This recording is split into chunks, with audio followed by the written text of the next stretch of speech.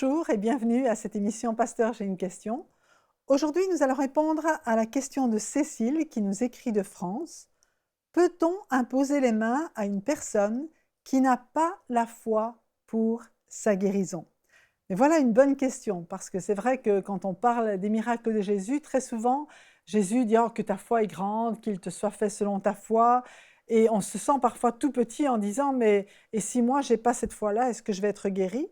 Ou bien est-ce que je peux prier pour quelqu'un qui ne manifeste pas cette foi?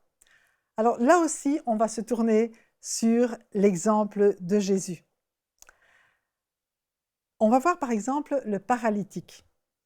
Marc chapitre 2, les versets 3 à 5, nous parle de personnes qui sont venues à Jésus en amenant un paralytique.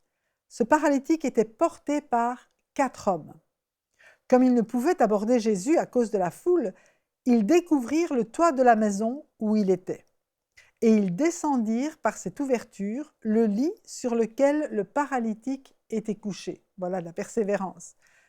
Jésus, voyant leur foi, dit au paralytique, « Mon enfant, tes péchés sont pardonnés. » Et je crois que lorsque Jésus a dit au paralytique, « Mon enfant », un autre évangile dit, « Prends courage, tes péchés sont pardonnés », il a agi et il a vu non pas la foi du paralytique, mais la foi et la persévérance de ceux qui sont venus jusqu'à lui pour lui amener cet homme, de ceux qui ne se sont pas arrêtés à la foule qui bouchait l'entrée de la porte, mais qui ont monté sur le toit et qui ont descendu le paralytique après avoir fait un trou. Ça, c'est vraiment de l'amour, de la compassion. Ces hommes voulaient voir le paralytique guéri par Jésus. Mais le paralytique lui-même, son problème, c'était vraiment la culpabilité. Si Jésus a dit à cet homme, « Mon enfant, tes péchés sont pardonnés », c'est parce que cette culpabilité pouvait l'empêcher de recevoir sa guérison. On ne le voit pas agir, on ne le voit pas parler ni dire quoi que ce soit, mais Jésus connaît son cœur. Et Jésus veut vraiment aller au centre et à la source de son problème. Et c'est pourquoi il commence par pardonner son péché. Et puis, bien sûr, nous savons que finalement, il a dit, mais maintenant, lève-toi, prends ton lit et marche, rentre chez toi. Parce que le cœur de Jésus, c'était de guérir cet homme complètement et aussi de manifester de cette manière la gloire et la puissance de Dieu et aussi le fait que Jésus lui-même était Dieu et qu'il pouvait pardonner les péchés. Dans Jean, au chapitre 5, il nous est parlé d'un homme qui est couché au bord d'une piscine et cet homme ne connaissait pas Jésus. Il y avait beaucoup de gens qui étaient là autour de la piscine et qui attendaient le mouvement de l'eau. Parce que dans leur croyance, un ange venait et puis il agitait l'eau de temps en temps et le premier qui se jetait dans l'eau après que l'eau était agitée était guéri. Pour les autres, tant pis, ils restaient là encore pendant un certain temps. Et donc Jésus se promène dans cette piscine, au bord de la piscine, près de la porte des brebis. Et cette piscine s'appelle en hébreu Bethesda. Et elle a 5 portiques. Sous ces portiques étaient couchés en grand nombre des malades, des aveugles, des boiteux, des paralytiques qui attendaient le mouvement de l'eau. Car un ange descendait de temps en temps dans la piscine et agitait l'eau, et celui qui descendait le premier après que l'eau avait été agitée était guéri, quelle que fût sa maladie. Verset 5, là se trouvait un homme malade depuis 38 ans. Vous imaginez, il est là depuis 38 ans. Jésus, l'ayant vu coucher, et sachant qu'il était malade depuis longtemps, lui dit, « Veux-tu être guéri ?»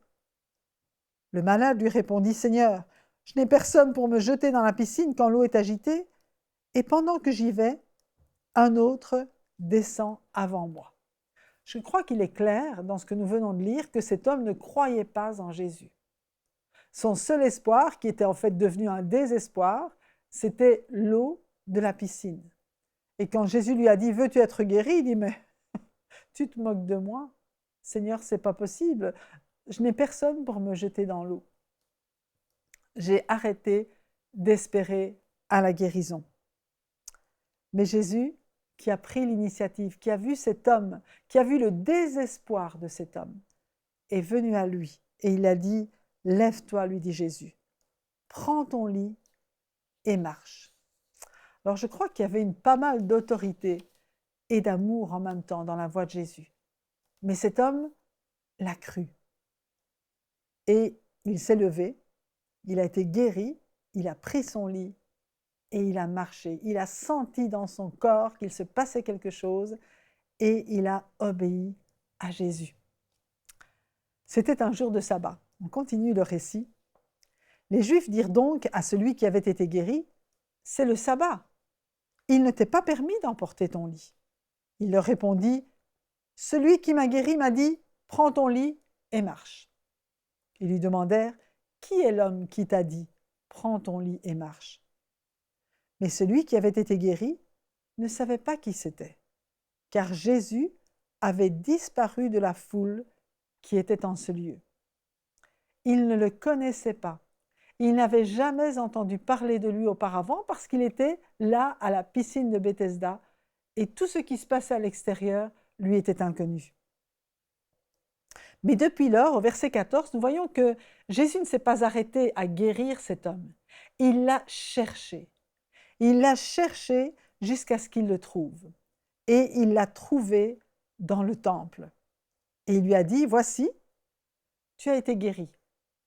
Ne pêche plus de peur qu'il ne t'arrive quelque chose de pire. » Et là, on voit la relation qu'il peut y avoir aussi entre le péché et la maladie. En fait, ce qu'on a découvert aujourd'hui dans les fouilles archéologiques, c'est que la piscine de Bethesda n'était pas un lieu où on invoquait Dieu l'Éternel. C'était un lieu où on invoquait Sérapis, le dieu égyptien de la médecine. On a retrouvé vraiment des images qui prouvent cela aujourd'hui. Et ce qui est terrible dans ce récit, c'est que alors que Jésus était là, au milieu de cette foule de personnes malades, tout le monde aurait pu être guéri. Chaque fois que Jésus allait dans un endroit où il y avait des malades, tous étaient guéris. Mais là, personne n'a détourné les yeux de l'eau pour voir ce qui se passait avec cet homme paralytique qui était guéri par Jésus. Personne n'a remarqué que cet homme qui était là depuis si longtemps, il n'était plus là, il était parti. Parce que leurs yeux étaient attirés par le mauvais endroit. Ils cherchaient la délivrance, ils cherchaient la guérison en autre chose qu'en Dieu l'Éternel. Et c'est ce qu'on appelle l'idolâtrie. Et je crois personnellement que c'est ce que Jésus voulait dire à cet homme en disant « Voici, tu as été guéri, ne pêche plus, ne retourne plus dans ton idolâtrie, de peur qu'il ne t'arrive quelque chose de pire. » Tous les gens qui étaient autour de la piscine sont restés malades. Ils ont continué à attendre le mouvement de l'eau. Ils avaient à côté d'eux le Sauveur, mais ils n'ont pas saisi cette occasion qui leur avait été donnée.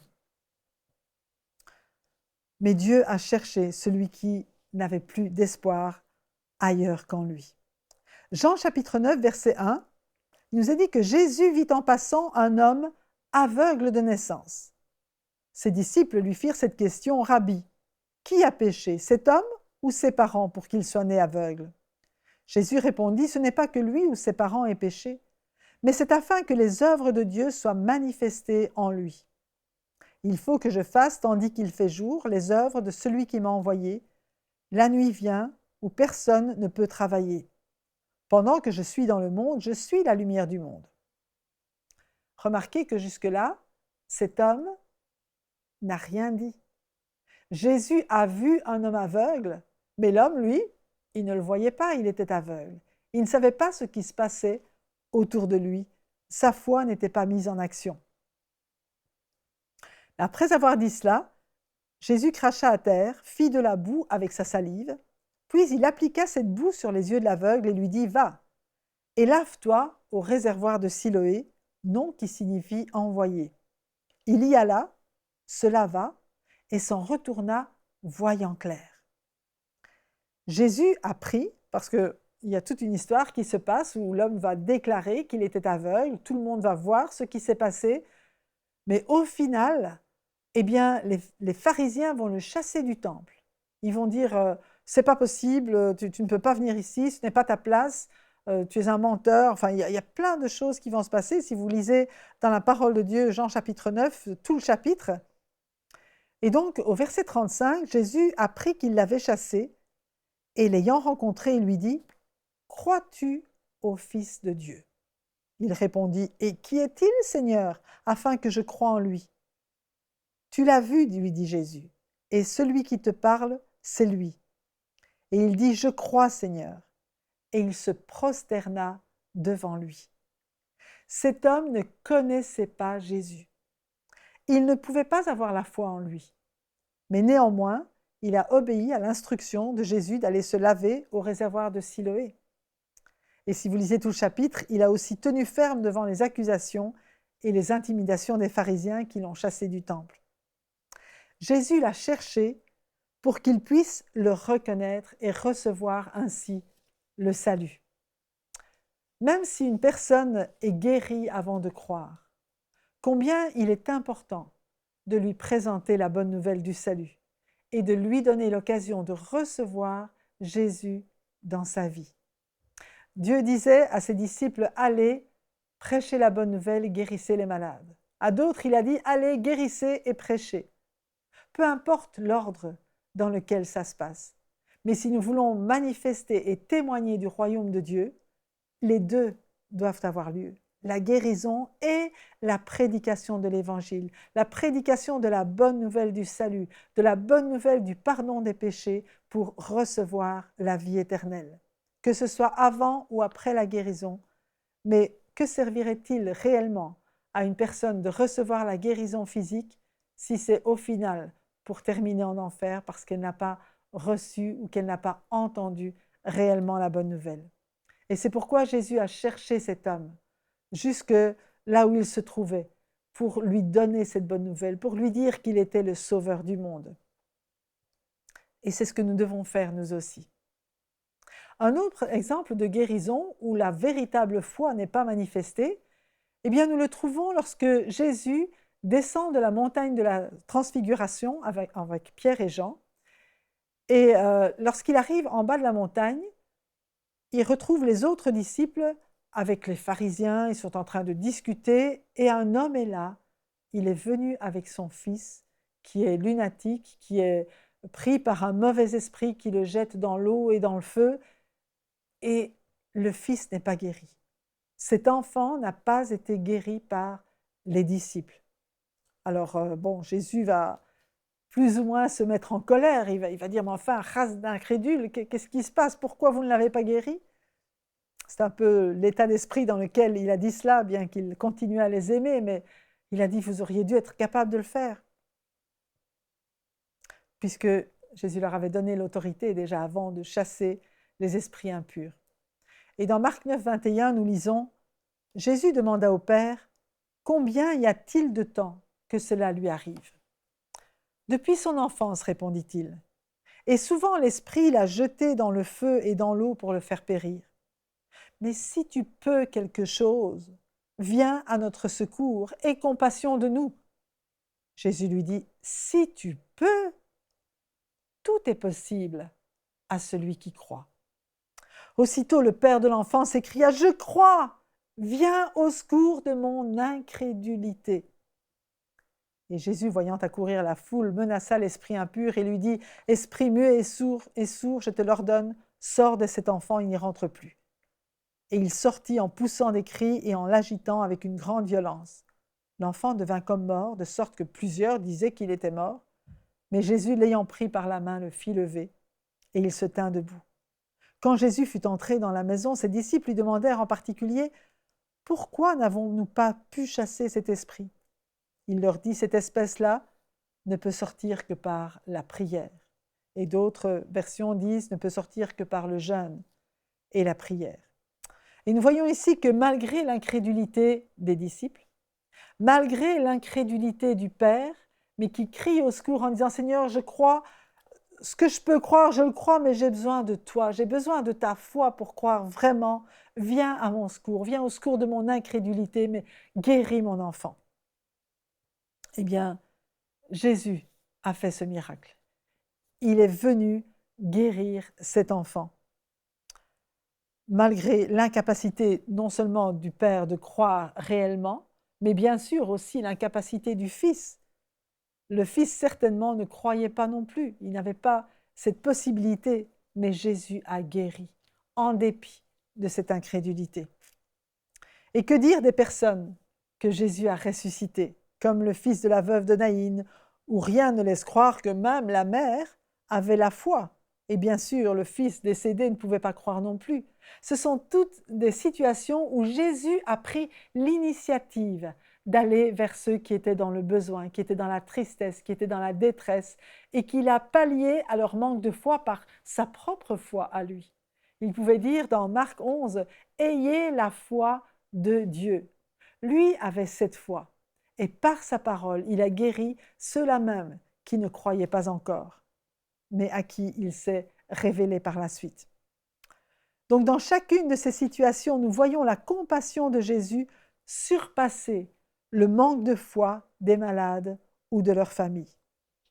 Lorsque nous laissons Jésus nous remplir de sa compassion, tout devient possible. Quelqu'un a écrit, c'était Maël Shavdai qui a écrit ce livre, « Seul l'amour fait des miracles ». Laissons le Seigneur nous envahir de sa compassion et à ce moment, nous pourrons prier pour les malades, qu'ils croient ou qu'ils ne croient pas. D'ailleurs, Jésus, avant de monter au ciel, a rassemblé ses disciples qui d'ailleurs n'avaient pas cru qu'il était ressuscité lorsqu'on était venu leur dire, donc il leur a reproché leur incrédulité. Mais pourtant, dans Marc chapitre 16, à partir du verset 15, il leur dit « Allez par tout le monde et prêchez la bonne nouvelle à toute la création. Celui qui croira et qui sera baptisé sera sauvé. Celui qui ne croira pas sera condamné. » C'est sa responsabilité. Et au verset 17, « Voici les miracles qui accompagneront ceux qui auront cru.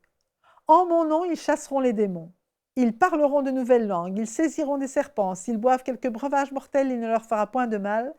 Ils imposeront les mains aux malades et les malades seront guéris. » Le Seigneur, après leur avoir parlé, fut enlevé au ciel et il s'assit à la droite de Dieu. Et ils s'en allèrent prêcher partout.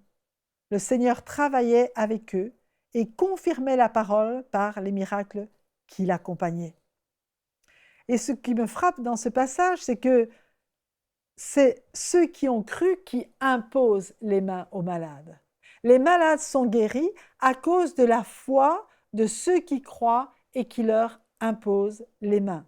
Jésus ne dit pas « imposer les mains à ceux qui croient ». Il dit « ceux qui auront cru imposeront les mains aux malades et les malades seront guéris ». Et nous voyons que après la Pentecôte, lorsqu'ils sont allés et qu'ils ont obéi à l'ordre de Jésus, eh bien le Seigneur travaillait avec eux et confirmait la parole par les miracles qui l'accompagnaient. Aujourd'hui encore, Dieu baptise du Saint-Esprit pour que nous soyons équipés pour aller témoigner de Jésus et démontrer son amour et sa puissance par les signes qui accompagnent la prédication.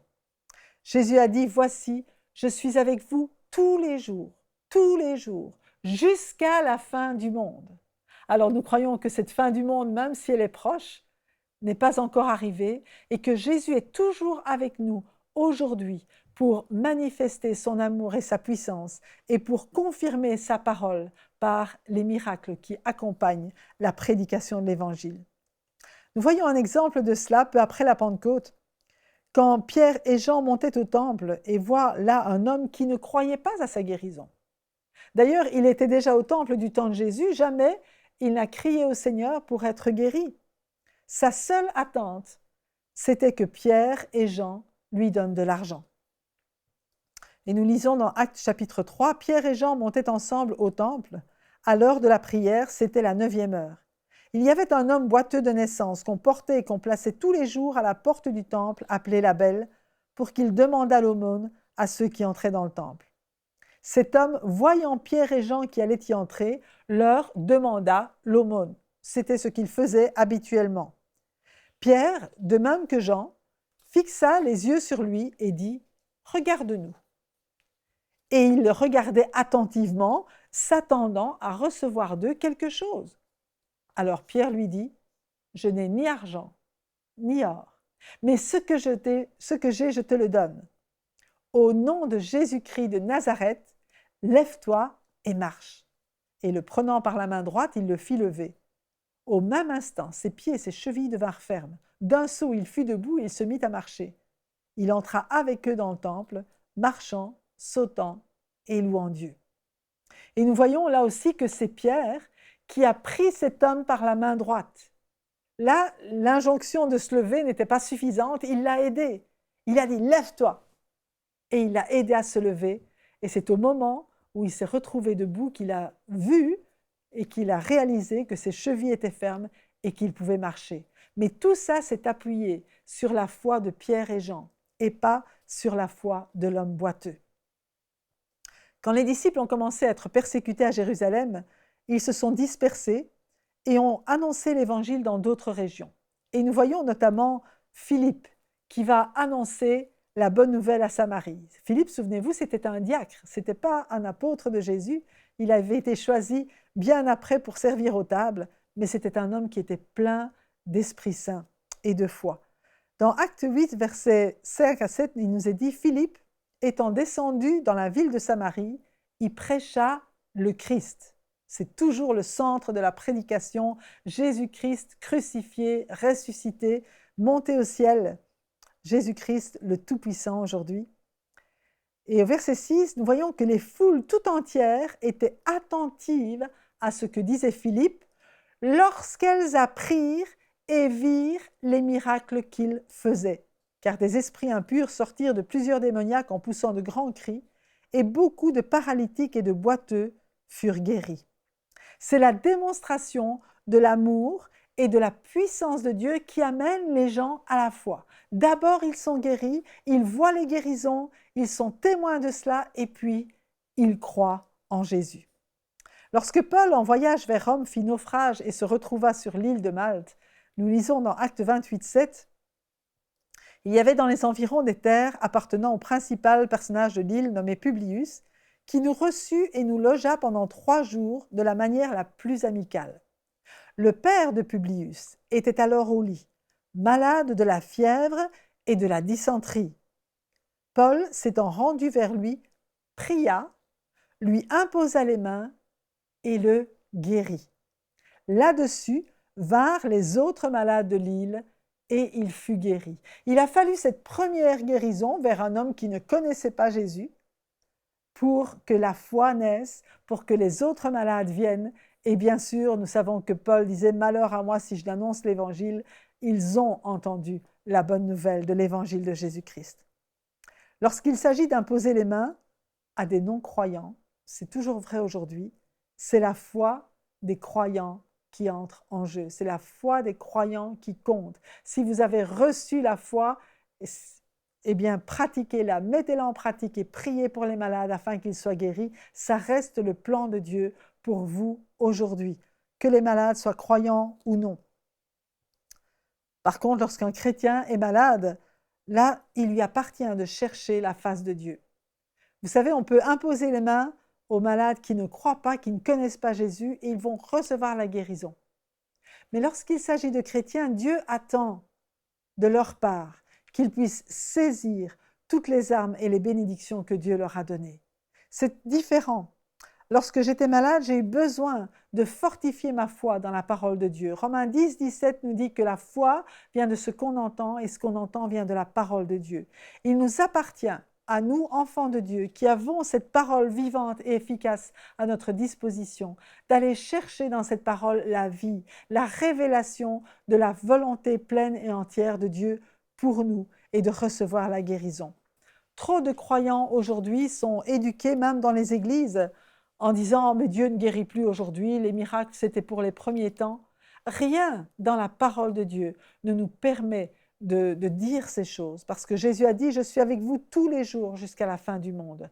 Le Saint-Esprit a été donné non seulement pour la génération de Jésus-Christ ou celle qui suivait, mais en aussi grand nombre que le Seigneur les appellera à ceux qui croient à la parole des apôtres que nous avons aujourd'hui.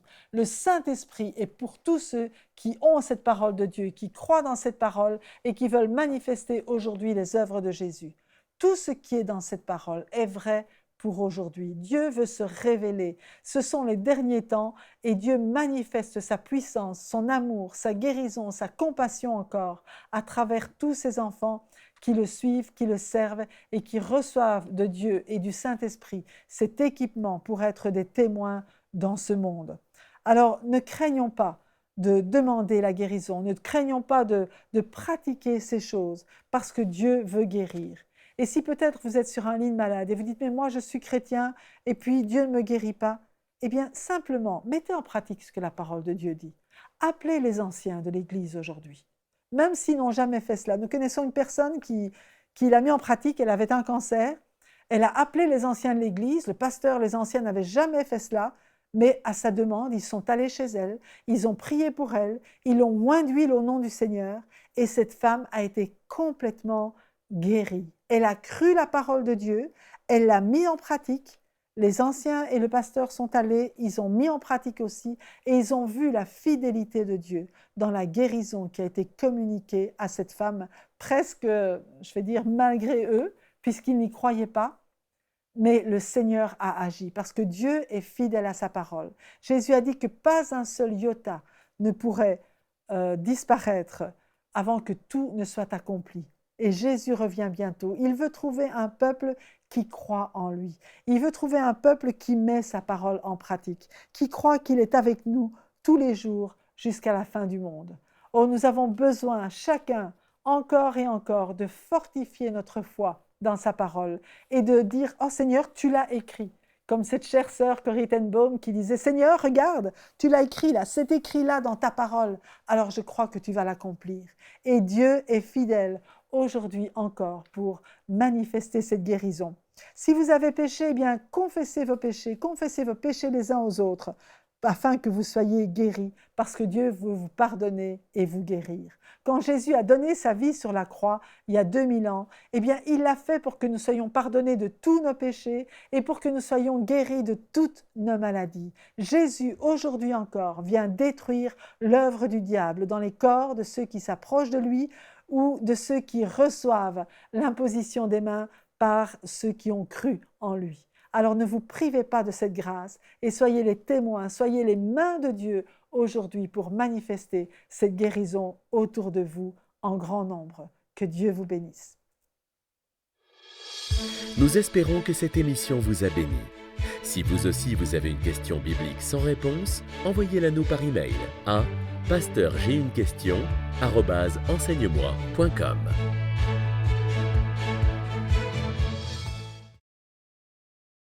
Cette émission est rendue possible grâce au précieux soutien des partenaires d'Enseigne-moi Canal International. Retrouvez tous nos programmes sur enseigne-moi.com.